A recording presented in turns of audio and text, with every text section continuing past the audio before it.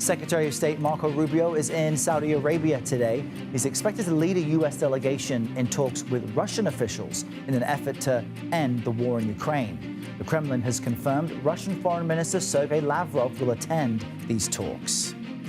When asked about concerns that Europe and Ukraine will be left out of the conversation, President Trump told reporters Ukraine's president will be part of those talks.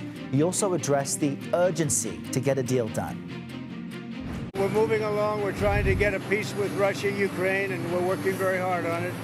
It's a war that should have never started. I think he wants to end it, and they want to end it fast.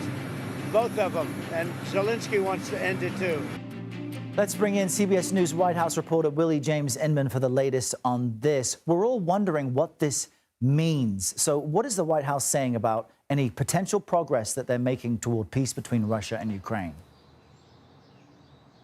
Hey there. Good morning to you, Errol. Good to be with you. Well, President Trump is seemingly presenting optimism in terms of striking a deal with Russian President Vladimir Putin. But that has really made the Europeans and the Ukrainians, quite frankly, quite nervous in terms of what the details are in terms of that deal with the Russians. Now, we know that Marco Rubio, the Secretary of State, and others are traveling to Saudi Arabia. If not, he's probably already touched down there, in fact, to meet with Russian leaders there, as you mentioned, Sergei Lavrov, the foreign minister of the Russian Federation. But the Saudis are playing a pivotal role here as well. They played a key role in getting American Mark Fogel back to the United States. They have also played a pivotal role in Middle East tensions, seeking to ease and bring an end about to the war between Hamas and Israel. We, of course, know that Qatar played a pivotal role there as well, but Saudi Arabia has tried to have its say in terms of how those negotiations should go.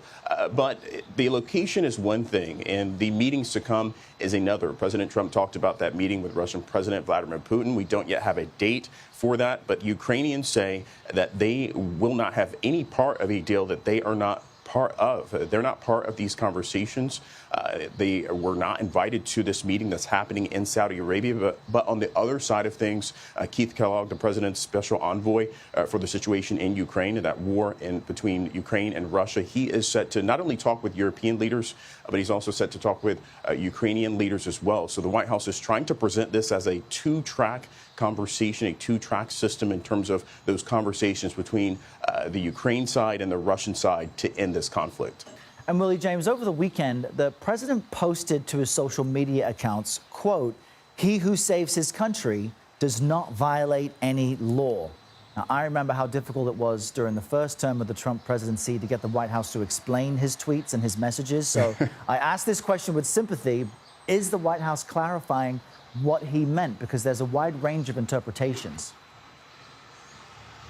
Yeah, there certainly is. And I remember you spent a lot of time here in West Palm Beach as well, Errol, so you know very well how it is to try to get those answers from the White House while the president is spending time here at the Winter White House. Now, the president didn't necessarily clarify his message there, but he did post on Truth Social, on his Truth Social account later in the day. He talked about the 14th Amendment and essentially said that no other country has a situation in terms of people coming here and being able to have their children be American citizens by birthright citizenship, which, of course, is guaranteed in the Constitution. I'll read part of that because I put it in my piece over the weekend. He said, "Our lawyers and judges have to be tough and protect America." And I'll also note that the vice president has really come out and questioned the role that judges play in terms of pushing back against President Trump's efforts to change the federal workforce, to change the immigration in this nation. We know that he's had several executive actions. Many of them